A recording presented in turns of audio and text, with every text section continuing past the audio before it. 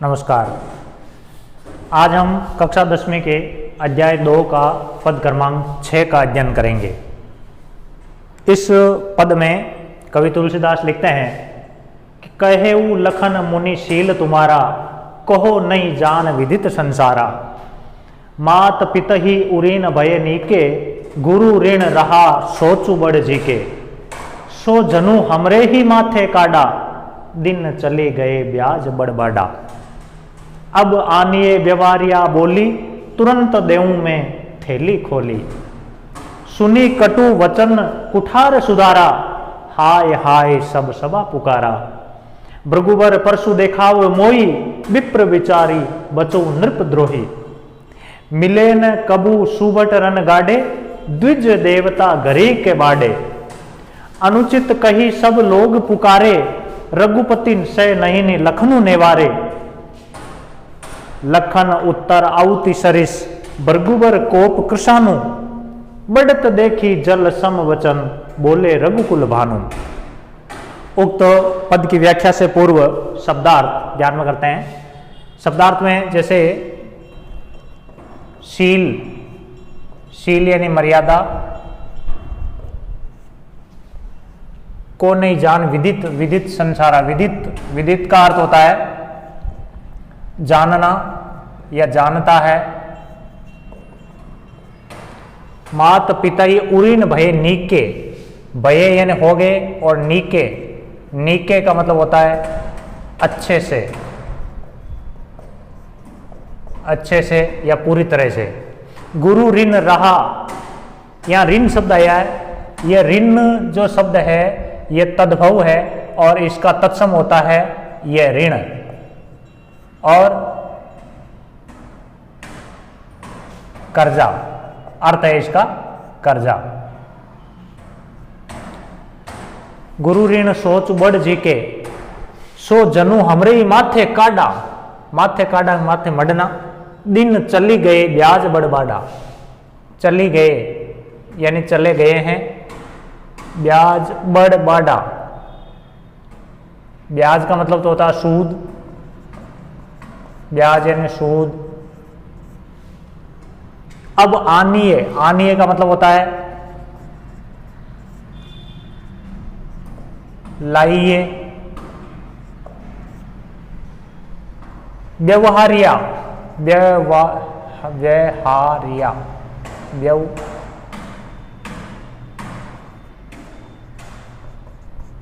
व्यवहारिया का मतलब होता है हिसाब किताब करने वाला।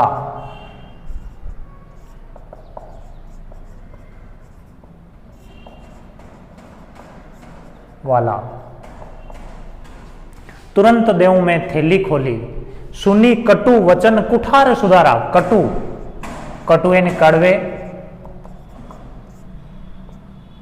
वचन यानी बोली, सुधार या कुठार का मतलब तो पहले आया था फरसा। सुधारा यानी उठाया। हाय हाय सब सभा पुकारा। भृगुवर परसु देखाऊ मोई, या भृगुवर शब्द आया और भृगुवर परशुराम जी के लिए है। देखाऊ मोही यानी मुझे। विप्र विचारी, यह शब्द आया है विप्र यानी विप्र का मतलब होता है ब्राह्मण, और इसके देखो कई पर्यायवाची भी है। विप्र, ब्राह्मण और द्विज, महिदेव इत्यादि, ये इसके पर्याय हो जाते हैं। और द्विज देवता यानी ब्राह्मण देवता। द्विज देवता यानी ब्राह्मण देव। गरी के बाडे, मिले न कबू सुभट रन गाडे। सुभट का मतलब होता है योद्धा। रन का मतलब होता है, यहाँ रन शब्द है वो तद्भव है और इसका तत्सम रण होता है और इसका अर्थ होता है युद्ध भूमि या युद्ध में। द्विज देवता घरे के बाद अनुचित कही सब लोग पुकारे, रघुपति से नहीं लखनु नेवारे। नेवारे का मतलब होता है मना करना। निवारेणी रोकना या मना करना।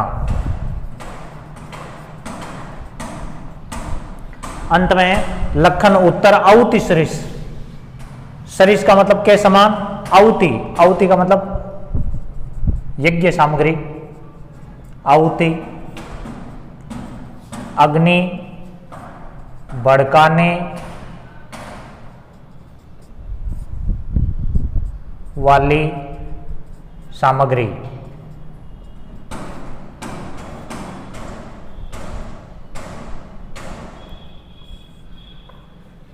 भृगुबर कोप कुशान। कोप का मतलब होता है गुस्सा, क्रोध। और कृषाणु, कृषाणु का मतलब होता है अग्नि, आग। अब इसके पर्यायवाची है आग, अनल, पावक, कृषाण इत्यादि, ये पर्यायवाची हो गए। बड़ी बढ़त देखी जल सम वचन, बोले रघुकुल भानु। भानु का मतलब सूर्य। तो इस प्रकार से ये शब्दार्थ हुए। अब हम इसकी व्याख्या करते हैं। संदर्भ और प्रसंग। संदर्भ में है प्रस्तुत पद्यांश मां कवि तुलसीदास द्वारा रचित रामचरितमानस के बाल कांड से संकलित लक्ष्मण परशुराम संवाद शीर्षक से उद्धृत है। इसमें लक्ष्मण जी परशुराम जी को क्रोधित करते हैं और चिढ़ाते हैं तथा बात बढ़ती देखकर भगवान श्री राम लक्ष्मण को आंखों के इशारे से चुप रहने के लिए कहते हैं। उक्त वर्णन है। व्याख्या में है, व्याख्या में देखिए, कहेऊ लखन मुनिशील तुम्हारा। लक्ष्मण जी परशुराम जी को टेढ़ा बोलते हैं, वक्रोक्ति में कहते हैं और कहने लगे कि कहेऊ लखन मुनिशील तुम्हारा। लक्ष्मण जी कह रहे हैं कि हे मुनिवर, आप तो बड़े ही मर्यादाशील व्यक्ति हैं। कौन नहीं जान विदे संसारा, कौन नहीं जानता, अर्थात पूरा संसार जानता है कि आप तो मर्यादाशील व्यक्ति हैं।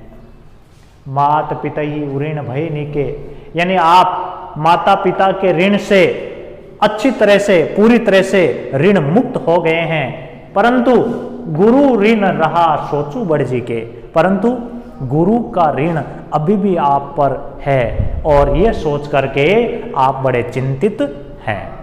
यानी गुरु का ऋण आप पर अभी बाकी है। सो जनु हमरे ही माथे काढ़ा। इसलिए हे मुनिवर, क्या वो गुरु का ऋण आप हमारे सिर पर मढ़ना चाहते हो, हमारे माथे मढ़ना चाहते हो? हाँ, दिन चली गई ब्याज बड़बाड़ा। और हाँ, तो लक्ष्मण जी आगे कहते हैं, अब आनिए व्यवहारिया बोली, यानी हे ऋषिवर, अब आप किसी व्यवहारिया यानी कि महाजन या बनिया जो हिसाब किताब करता है, हिसाब किताब करने वाले को बुलाकर ले आइए। तुरंत देऊं मैं थैली खोली, और मैं तुरंत अपनी थैली खोल करके उनका पूरा ऋण चुकता कर दूंगा। सुनी कटु वचन कुठार सुधारा। इस प्रकार से जब लक्ष्मण जी कहते हैं तो उनके कड़वे वचनों को सुनकर के और परशुराम जी ने अपने हाथ में कुठार संभाला, यानी कि वो फरसा उठाया। हाय हाय सब सभा पुकारा। इतने में सामने बैठी हुई सारी सभा है वो त्राय त्राय करने लग गई, हाय हाय करने लग गई कि अब क्या होगा। भृगुबर परशु देखाऊ मोई, विप्र विचारी बचू नृप दोई। तो लक्ष्मण जी और कहते हैं कि हे भृगुवर, हे ऋषि, आप बार बार मुझे ये फरसा दिखाते हो और विप्र विचारी बचू नृप दोई, और आप नृपद्रोही हो, राजाओं के शत्रु यानी कि क्षत्रियों के शत्रु हो, और आप ब्राह्मण हो। आपको ब्राह्मण समझ करके मैं युद्ध करने से बच रहा हूं, अन्यथा मैं अभी तुरंत युद्ध कर लेता। मिले न कबू सुबट रन गाड़े। और हे ऋषिवर, कभी आपका युद्ध भूमि में किसी योद्धा से पाला नहीं पड़ा है। द्विज देवता घरे के बाढ़ है, यानी हे ब्राह्मण देवता, आप तो घर में बैठे ही अभी श्रेष्ठ बने हैं। अनुचित कही सब लोग पुकारे, रघुपति से नहीं न लखन निवारे। इस प्रकार जब लक्ष्मण जी अनुचित बातें कहते ही जा रहे थे तो उनकी अनुचित बातों को सुन करके लोग बुरा भला कहने लगे। रघुपति से नहीं न लखन निवारे। और जब प्रभु श्री राम लक्ष्मण जी को अपनी आंखों से इशारा करके और चुप रहने के लिए कहते हैं, उसे बोलने से मना करते हैं। अगले दोहे में बताया, लखन उत्तर आहुति सरिस। लक्ष्मण जी जब उत्तर पे उत्तर देख के जा रहे थे तो उनके उत्तर है वो आहुति की भांति, यज्ञ सामग्री की भांति भृगुवर कोप कुशान यानी ऋषिवर की क्रोध रूपी अग्नि को भड़का रहे थे। बढ़त देखी जल सम वचन, और ऋषिवर की क्रोध रूपी अग्नि को बढ़ता हुआ देख करके प्रभु श्री राम ने अपने शीतल जल के समान अपने वचन से ऋषिवर के क्रोध को शांत करने का प्रयत्न किया। तो इस प्रकार ये व्याख्या हुई। अब है विशेष। विशेष में 2-4 बिंदु लिखने हैं कि उक्त पद में अवधि भाषा का प्रयोग हुआ है तथा भाषा साहित्यिक व परवामयी है। दूसरा, इसमें चौपाई व दोहे छंद का प्रयोग हुआ है। वीर तथा रौद्र रस का प्रयोग है। साथ ही अलंकार जो आए हैं, जैसे इसमें आया ना, मात पितई उऋण भय नीके, गुरु ऋण रहा सोच बढ़ जी के, तो उसमें वक्रोक्ति अलंकारों का भी प्रयोग है। ऐसे ही हाय हाय, इसमें हाय शब्द की बार बार आवृत्ति हुई है, तो यहाँ पुनरुक्ति प्रकाश अलंकार है। इसी प्रकार से लखन उत्तर आहुति सरिस, लक्ष्मण के उत्तर है वो आहुति के समान। लक्ष्मण जी के वचनों की तुलना आहुति की सामग्री से की है, तो यहाँ सरिस शब्द आया है और यहाँ समानता या तुलना सिद्ध की जाती है, वहाँ उपमा अलंकार है। और भृगुवर कोप कुशान, और भृगु ऋषि का जो गुस्सा है वो अग्नि है, तो इस पर आरोप है, तो यहाँ पर रूपक अलंकार है। देखी जल सम वचन, या सम शब्द आया तो यहाँ पर भी उपमा अलंकार है। और बोले रघुकुल बानो, तो इस प्रकार से उक्त अलंकारों का भी प्रयोग इसमें हुआ है। अब है गृह कार्य। गृह कार्य में उक्त पद की सह प्रसंग व्याख्या करनी है तथा कुछ सह प्रसंग उसमें स्वरचित प्रश्न है, वो आपको PDF के माध्यम से उपलब्ध हो जाएंगे, वह भी करना है। धन्यवाद।